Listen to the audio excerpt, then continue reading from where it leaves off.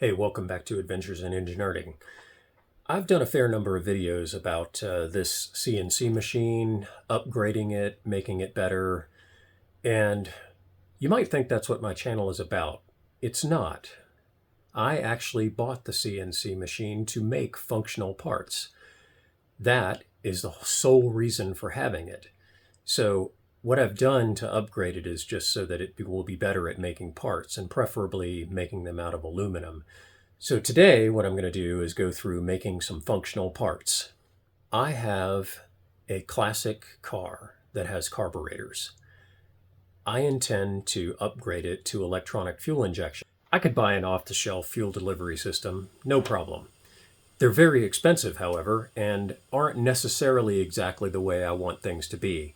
So what I'm going to try to do is basically make the entire system myself, at least to some extent. Many of the parts either don't exist or don't exist in the configuration that I want them to be in. So I'm going to be making fuel delivery parts, engine pickup sensor mounts, kind of things like that. So today I'm starting with a fuel system, and I'm going to start with a fuel rail, custom built for the car that I'm doing it on. I bought some fuel rail extrusion and then proceeded to cut it to the specifications that I need to make it fit my car. So I'm going to go through the process of doing that, including had to make a bunch of jigs to hold the fuel rail in place. So I'll show you what those are in just a second. So how do you hold a piece of 300 millimeter material vertically when you only have 100 millimeters of vertical travel in your CNC machine? Very carefully? Yes. With modern technology, William? Yes. My Z-axis and spindle modifications gave me more Y-axis motion forward on the machine. That gave me the tiny little extra kick over the cliff that I needed to solve this problem. In CAD, I created a mount that hung the vertical stock piece off the end of the front of the CNC machine. Then, I printed it with my 3D printer. The mount worked on the first try, but the machining took a lot of iterations. I modeled the end of the fuel rail extrusion as a rectangle with a hole in it, the hole corresponding to the fuel hole in the fuel rail. The center of the hole was the XY0. That allowed for nice concentric circles in my machining process.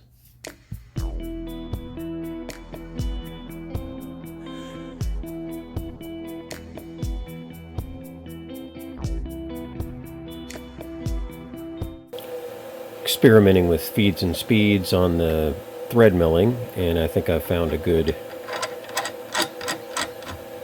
version.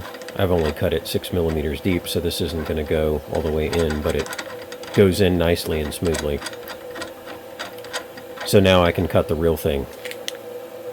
It required 4 processes and 3 different bits.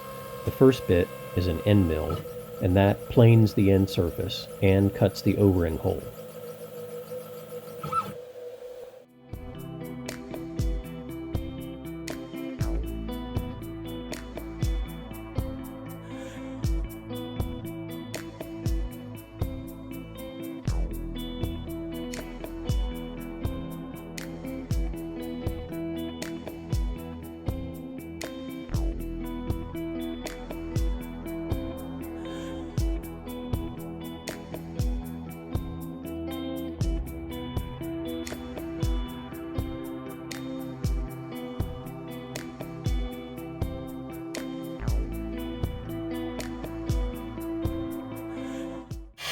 Doing a second pass at 0.3 millimeters to get a nice smooth finish on the end.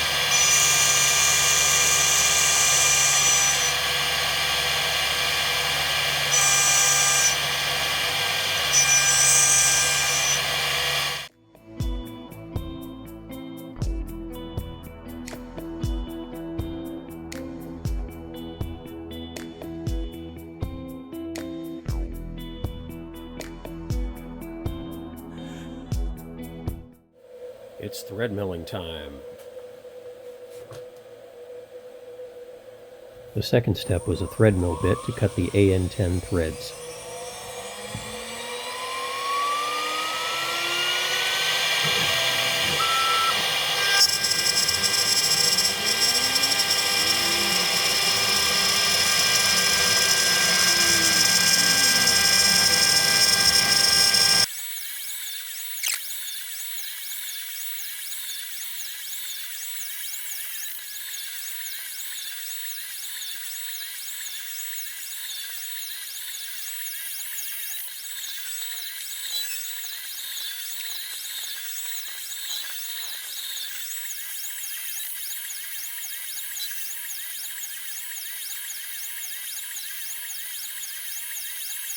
So a little bit of a burr right there. Gotta clean out.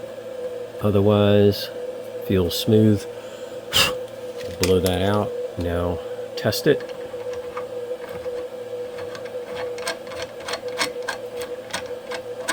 Nice.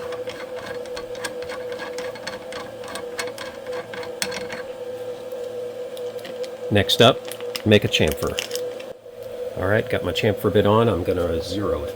Zero the Z-axis.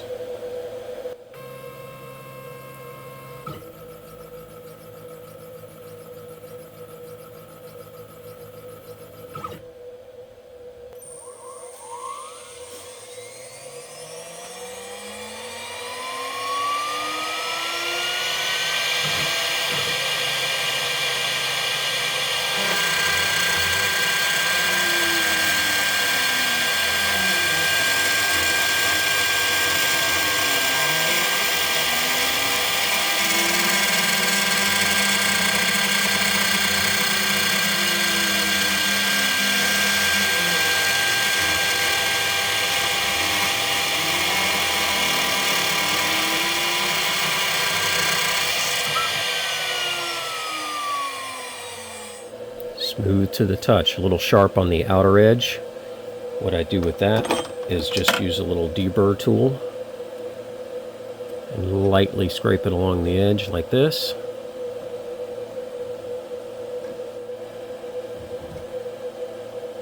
There you can see how it smoothed it off a little bit. Okay. Nice and smooth. Next, I moved on to the holes that the injectors would be inserted into in the fuel rail. I modeled the face as a rectangle with the proper dimensions extruded in CAD.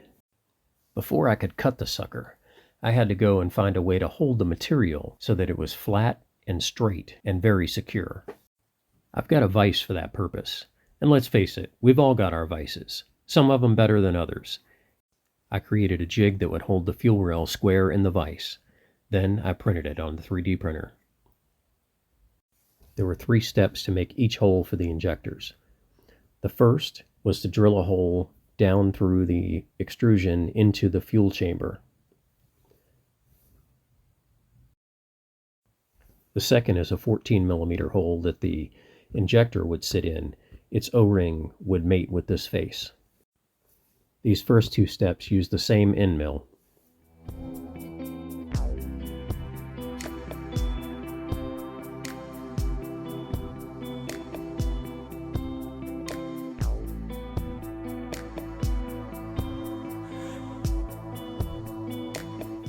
The third step uses a chamfer bit to create a beveled edge around the O-ring seat.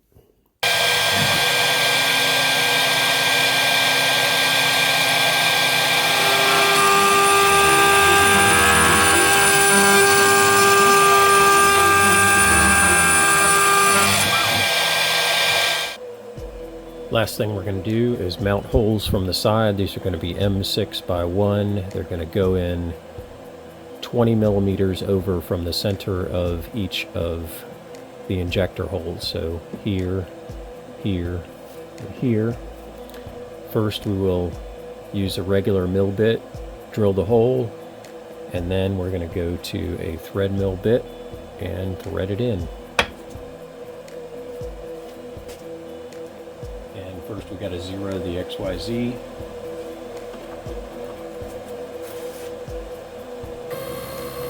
Onto the corner of the part.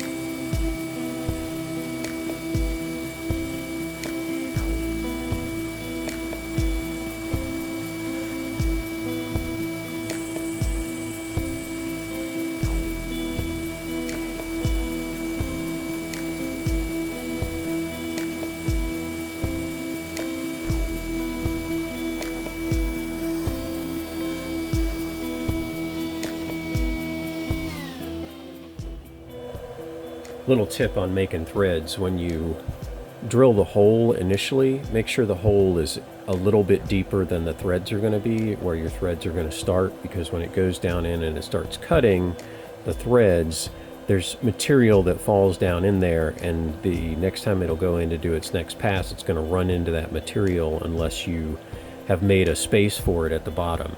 So I made my hole 2 millimeters deeper than my threads were going to be. So I went 14 millimeter for the hole, and then 12 millimeter deep for the threads. So that material didn't all get in the way of the cutting bit, and it just works great. I love it.